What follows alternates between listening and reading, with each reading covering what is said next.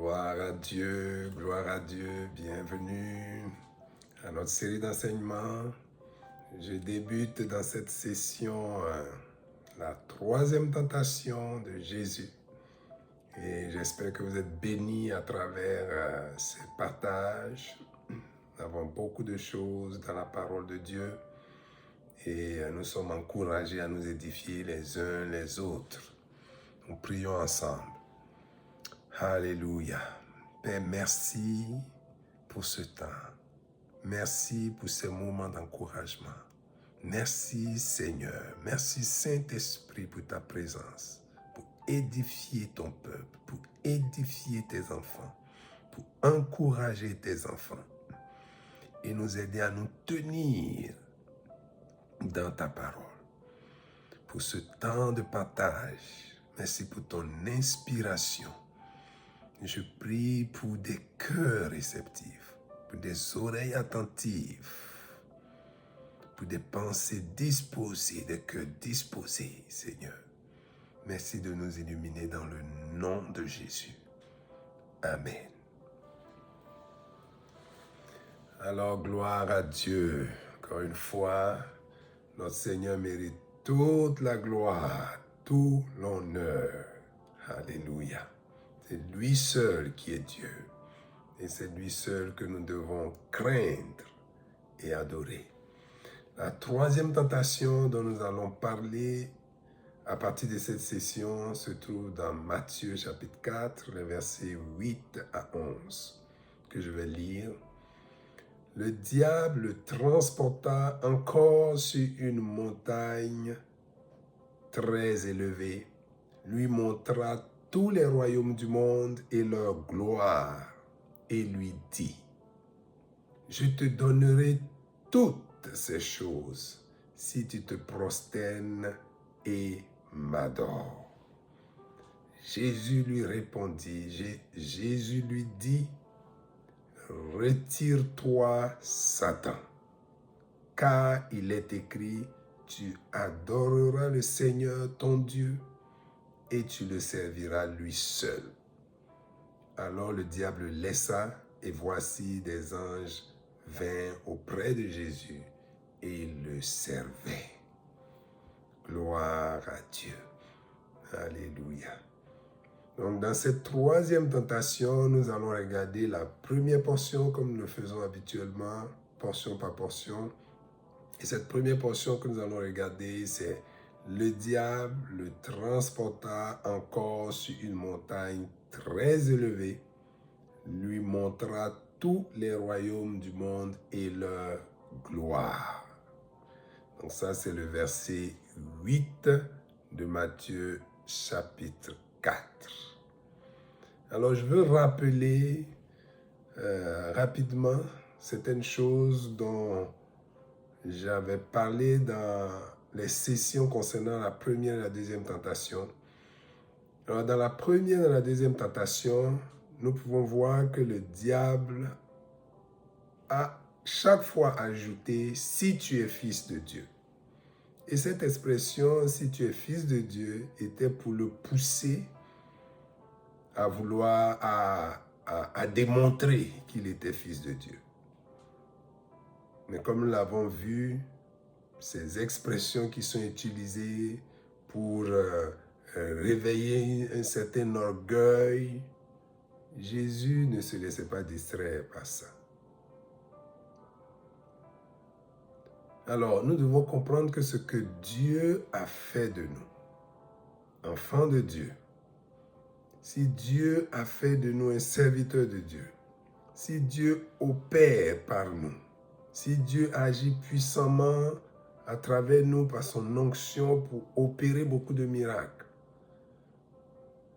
cela ne nous donne pas le droit de nous laisser aller aux suggestions de l'ennemi. Nous devons toujours apprendre à marcher dans la parole et conduit par l'esprit, au risque de tomber dans les pièges de l'ennemi et de devenir un instrument de l'ennemi. C'est important que nous gardions la communion avec Dieu, la communion avec l'Esprit de Dieu, pour que Dieu continue d'agir en nous et d'accomplir son plan à travers nos vies. Nous ne devons pas laisser l'orgueil nous pousser. Tout ce que nous sommes vient de Dieu. Tout ce que nous avons vient de Dieu. Si nous comprenons cela, nous ne pouvons pas dire, peu importe la situation, est-ce que tu me connais? De dire à quelqu'un, c'est un peu se prendre pour ce que nous ne sommes pas. Parce que tout ce que nous sommes nous vient de Dieu. Nous devons apprendre à marcher dans l'obéissance. Peu importe les situations, l'humilité, nous devons être revêtus d'humilité. Nous pouvons accepter de subir des choses. Jésus l'a accepté quand il devait aller à la croix. Il était fils de Dieu, mais il a accepté d'aller à la croix. Il a été battu, il a été honni. Les gens se sont moqués de lui. Mais il était dans le plan de Dieu. Il savait qu'il devait accomplir ça pour notre salut. Et personne d'autre ne pouvait le faire pour nous. Il ne pouvait pas s'arrêter en chemin. Il a accepté toute l'humiliation qui est tombée sur lui. Nous devons suivre son exemple. Alors continuons avec la troisième tentation. Donc rester dans l'obéissance, nous détourner de l'orgueil, rester dans l'humilité, pour glorifier Dieu, nous laisser conduire par l'Esprit de Dieu et non par autre chose, par nos désirs, par notre intelligence. Nous devons apprendre à marcher comme Dieu veut. Donc, nous voyons, malgré ces deux premières tentations, dans lesquelles le diable a échoué, Jésus cite la parole pour le faire échouer. Il a spiritualisé un peu sa deuxième tentation. Jésus étant pleinement dans la parole, pleinement connecté à Dieu, a cité une parole qui était plus correcte. Encore une fois, cela nous démontre l'importance de demeurer dans la parole. Donc, dans cette troisième tentation, on voit que le diable est persistant. Il n'arrête pas. Il ne s'arrête pas parce que tu l'as vaincu une fois, deux fois. Il va revenir. Alors nous, les enfants de Dieu, nous devons être plus persistants que lui. Nous devons lui résister. La parole de Dieu nous dit résistez au diable et il fuira loin de vous. Nous devons être persévérants dans les choses de Dieu. Dans cette troisième tentation, on voit que le diable transporte encore Jésus. On l'avait dit dans la première tentation, le diable l'a transporté. Le diable a eu ce droit-là de transporter Jésus. Et dans cette troisième tentation, le diable transporte encore Jésus. Et la parole de Dieu nous dit, sur une montagne très élevée. Donc il élève encore plus haut. Mais là, on voit qu'il change sa stratégie. Qu'est-ce qu'il fait? Il lui montre les choses du monde. Mais son objectif reste toujours le même. Même s'il change de stratégie, même si la première fois il est venu, il a essayé de profiter des besoins de la chair, ça n'a pas marché. La deuxième fois, il a essayé de spiritualiser, ça n'a pas marché. Il change de stratégie, il trouve d'autres choses. Alors nous devons rester vigilants pour déjouer ses plans. Et rester vigilant, ce n'est rien d'autre que demeurer dans la parole de Dieu et demeurer connecté à Dieu, demeurer dans la communion avec Dieu. Autrement, nous ne pourrons pas. Parce que l'intelligence ne peut pas détecter les plans de l'ennemi. Ce n'est pas suffisant. C'est l'Esprit de Dieu qui va nous faire détecter ces plans. Alors si nous aimons les choses de Dieu, que nous aimons l'Esprit, que nous chérissons l'Esprit qui est en nous pour ne pas l'attrister.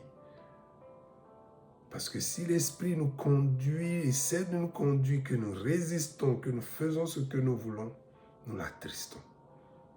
Et quand quelqu'un est triste, il ne parle plus trop. Nous ne voulons pas nous retrouver dans cette situation. Nous voulons être perspicaces dans les choses de l'Esprit. Pour voir l'Esprit de Dieu nous conduire tout le temps. Alors son objectif, l'objectif de l'ennemi est toujours le même. Nous détourner du plan de Dieu. Nous détourner de la volonté de Dieu pour notre vie. Il a commencé avec Adam et Ève, les premiers hommes sur la terre. Et il a réussi. Et depuis, il réussit dans la vie de tous les hommes. Donc Jésus est le seul dont il n'a pas réussi à détourner la vie pour changer le plan de Dieu. Et c'est pour cela que lorsque nous sommes en Christ, lorsque nous sommes en Jésus, que nous demeurons en lui, il ne peut pas nous détourner. Parce que nous sommes dans celui qui est saint, qui est fidèle. Lorsque nous demeurons en lui, dans sa parole, il ne peut pas nous détourner. Alors, restons dans cet état d'avoir un cœur sincèrement attaché à Dieu. Pour ne pas prendre la parole de Dieu juste la lettre. Parce que la parole dit, la lettre tue, mais l'esprit vivifie. Et les pharisiens, ils étaient dans la lettre. De sorte qu'ils n'ont pas vu le plan de Dieu se dérouler devant eux. Nous ne devons pas être dans la lettre, nous devons être dans l'esprit des choses de Dieu. Donc en un instant, dans le passage que nous avons lu et que nous regardons, le diable montre à Jésus tous les royaumes du monde et leur gloire. Il lui montre les rois qui dominent leur richesse, comment ils dominent, comme l'opulence dans laquelle ils sont. Leur richesse, les gens qui les servent. Il leur montre les palais, il lui montre les palais, il lui montre toute la domination. Si on compare aujourd'hui, on va dire les voitures qui sont stationnées dans les grands garages, les grandes maisons, les comptes qui contiennent des millions, des milliards. Il lui montre tout ça. Alors imaginons qu'on se retrouve dans une situation comme ça. Et le diable lui montre tout cela pour en venir, avant d'en venir à sa tentation. Alors, nous pouvons nous trouver dans des situations pareilles et le diable le fait de façon un peu sournoise. Nous pouvons rencontrer peut-être des gens que nous connaissons et nous nous rendons compte qu'ils ont mieux réussi visiblement dans la vie que nous. Nous pouvons rencontrer des gens peut-être avec lesquels nous sommes allés à l'école et quand on prend de leurs nouvelles, oh, il occupe tel poste ici, il est temps, il est à tel endroit, etc., etc. Un camarade de quartier, comment est-ce que nous nous sentons en tant qu'enfants de Dieu lorsque nous voyons ça? Comment est-ce que nous nous sentons? Est-ce que le diable réveille en nous des choses? Nous regardons plus les richesses de ce monde où nous voyons toute la richesse qui est en Dieu. Et souvent, ça peut être des gens qui ne connaissent pas Dieu. Nous devons plutôt être animés de compassion, pour leur faire rencontrer Christ. Parce qu'en réalité, rien de ce monde n'est comparable à la vie que nous avons en Christ. L'apôtre Paul dit, je regarde toutes ces choses comme de la boue afin de gagner Christ. Donc plus rien dans ce monde ne compte aux yeux de l'apôtre Paul. Quand il a rencontré Christ, il a su qu'il n'y avait plus rien de plus important. Ces choses doivent être tellement établies en nous que rien dans ce monde n'arrive à nous détourner, à changer notre vision de ce monde. Parce que le prince de ce monde, c'est le diable. Et c'est parce qu'il est le prince de ce monde qu'il a pu élever Jésus et lui monter toutes les gloires de ce monde. Parce que c'est lui en réalité qui gouverne derrière ça. C'est lui qui est derrière avec ses démons pour conduire les choses, pour établir les choses dans ce monde. Et des gens ont peut-être fait alliance avec lui pour ça. D'autres lui rendent culte pour ça. Mais nous, les enfants de Dieu, nous avons la vérité. Jésus a dit, je suis le chemin, la vérité et la vie. Alors, nous devons regarder les choses de la bonne façon. Donc, rien dans ce monde n'est comparable à la vie que nous avons en Christ. Notre Dieu est suffisamment puissant, suffisamment grand pour pouvoir à tout besoin. C'est-à-dire, la vie d'un enfant de Dieu n'est pas limitée au travail qu'il fait, au revenu qu'il a avec le travail qu'il fait. En réalité, c'est cela.